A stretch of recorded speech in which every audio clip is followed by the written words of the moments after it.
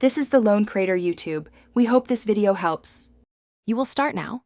First, confirm the XR runs the latest iOS build and the clock is correct, because Face ID relies on current system services.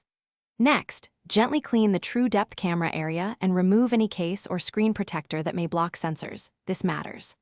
Once done, restart the phone to clear temporary faults, then open Settings Face ID and passcode so you're ready to take the next step, resetting or re-enrolling Face ID. You'll now re-enroll Face ID.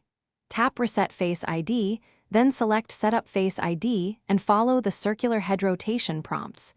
Move slowly and keep the XR about 10 to 20 inches from your face so the sensor captures accurate depth data. If you change looks often, add alternate appearance. That improves recognition for glasses or hats. Make sure ambient lighting is even. Bright backlight or extreme angles confuse the sensor, so the system builds a reliable face map for daily unlocking. You're finishing up. Test Face ID across different lighting and head angles to ensure consistent performance. Note any patterns where it fails. If problems persist, try Reset All Settings. This preserves data while clearing misconfigurations, then re-enroll Face ID again. As a last resort, backup and restore your XR, because software corruption can hide deep faults.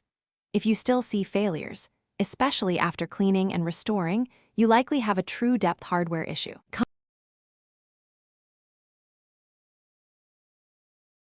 Thanks for watching. Consider subscribing if we helped you.